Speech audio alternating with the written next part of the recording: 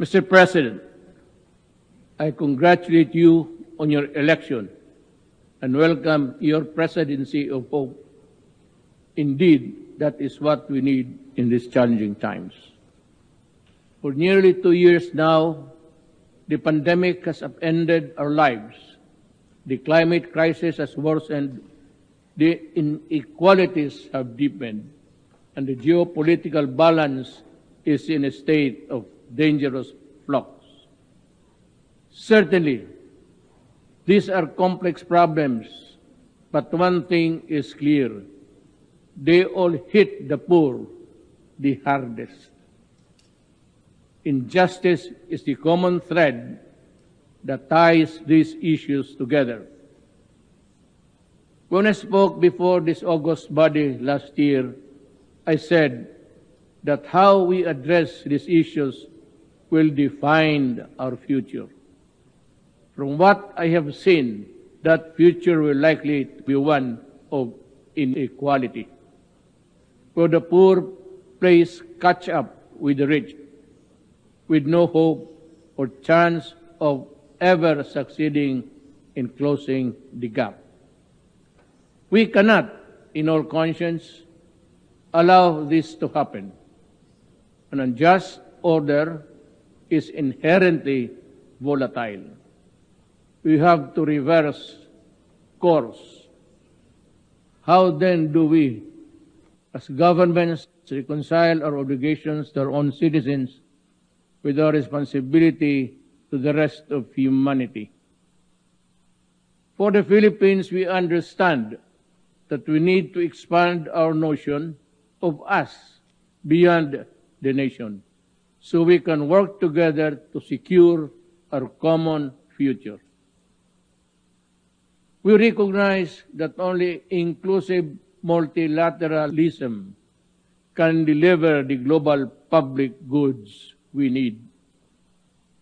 And we believe that fairness, equality, and respect should always be the basis of our engagement with one another. Only with this can we correct the injustices that doom the downtrodden all over the world to a life of indignity, and for the thousands during this pandemic, certain death. Mr. President, the picture is bleak.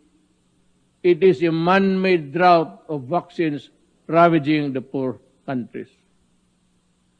Rich countries hoard life-saving vaccines while poor nations wait for trickles.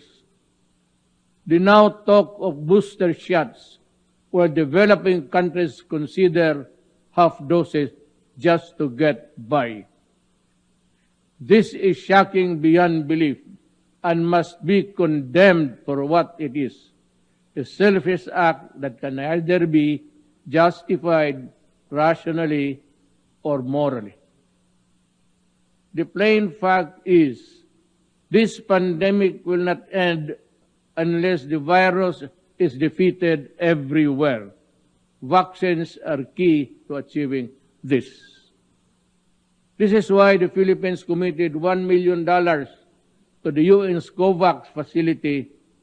This is our modest contribution to our collective fight against COVID-19. We strongly urge our privileged partners to fully support the COVAX facility and further strengthen other cooperation mechanisms.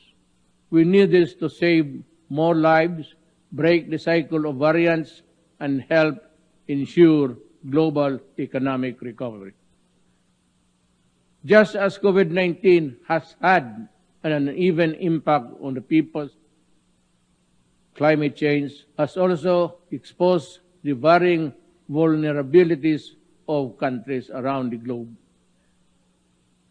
The risks and burden of a warming climate are simply not the same for everyone. The greatest injustice here is that those who suffer the most are those the least responsible for this existential crisis. But here we are now, at a critical tipping point where failure to act leads to cataclysmic consequences for the whole of humankind. The Philippines accepts its share of responsibility and will do its part to avert this collective disaster. We submitted our first nationally determined contribution with a target to reduce greenhouse gas emission by 75% by 2030. I issued a moratorium on the construction of new coal power plants and a directive to explore the nuclear energy option. But this contribution will be rendered useless if the biggest polluters, past and present, choose to do business as usual. We therefore appeal for urgent climate action, especially those who can truly tip the balance. Developed countries must fulfill their long-standing commitment to climate financing, technology transfer, and capacity building in the developing world. This is a moral obligation that cannot be avoided. Our world's transition to a green economy must not be at the expense of developing countries' economic vitality. It simply cannot be, or it would be another travesty of justice. Mr. President, the Filipino people aspire for stable, comfortable, and secure life founded on freedom, justice, and equality. We have made significant strides on this after more than a century of nation building. Today, the Philippines is a middle-income economy and a thriving democracy. But difficult challenges remain. This we do not deny. Millions of Filipinos work abroad under the most difficult and inhumane of circumstances. We call for the abolition of all structures that allow exploitations and oppression of migrant workers. The kafala system is one such behemoth that chains the weak, the desperate, and the voiceless to an existence of unimaginable suffering. Nothing can justify the continued existence of this unjust system.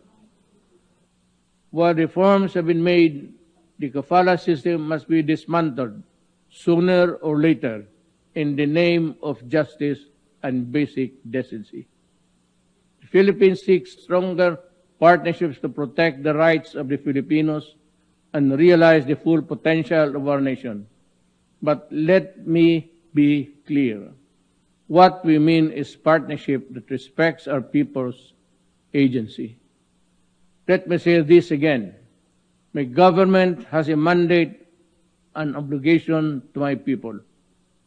We will deal with all criminals, including terrorists, with the full force of our laws.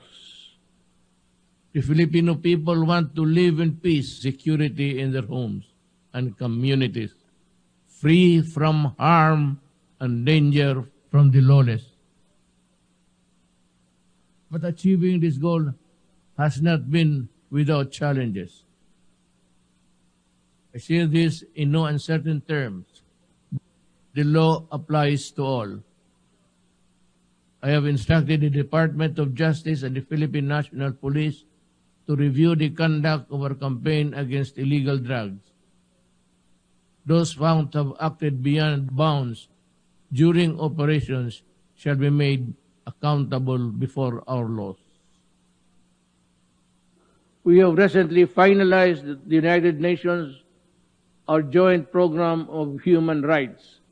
This is a model for constructive engagement between a sovereign member state and the United Nations. Meaningful change to be enduring must come from within.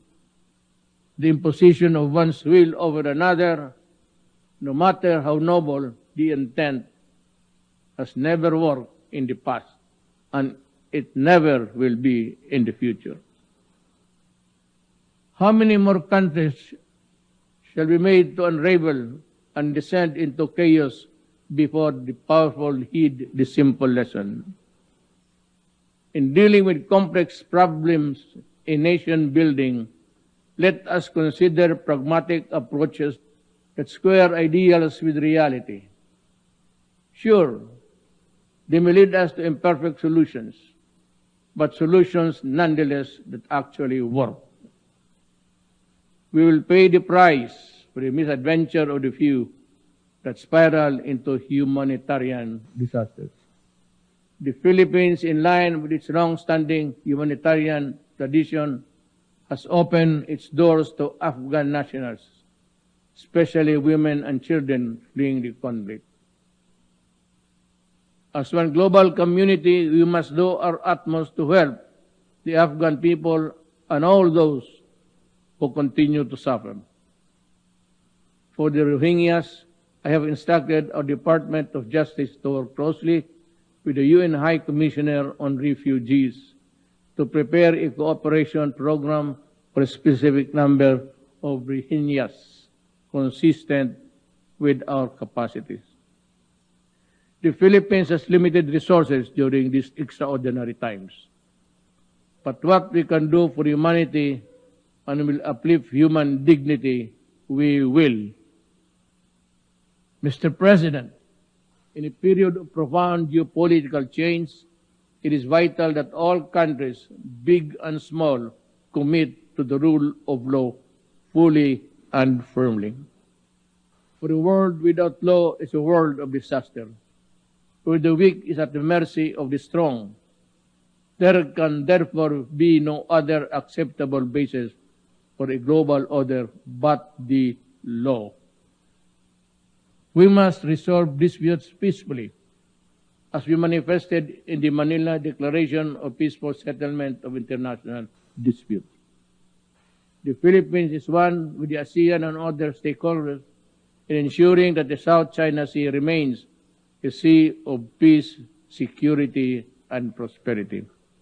The 1982 UNCLOS and the 2016 Arbitral Award of the South China Sea provide a clear path towards a just, fair, and win-win solution for all. The award must be seen for what it is, a benefit across the board to all who subscribe to the majesty of the law. No amount of willful disregard by any country, however big and powerful, can diminish the arbitral award's importance. Mr. President, we face multiple crises that demand effective global governance. Yet our institutions, including the United Nations, have proven to be inadequate. The UN is a product of an era long past. It no longer reflects the political and economic realities of the world. Democracy and transparency are concepts that reverberate in the halls of the UN. But ironically, the Security Council, the pinnacle of UN structure, violates every tenet of these values. It is neither democratic nor transparent in its presentation and processes. Many member states have spoken firmly, and we agree this simply is not right. If the UN is to lead the world out of the many crises we face, things need to change. The UN must empower itself by reforming itself. Therein lies the hope of humanity. Thank you.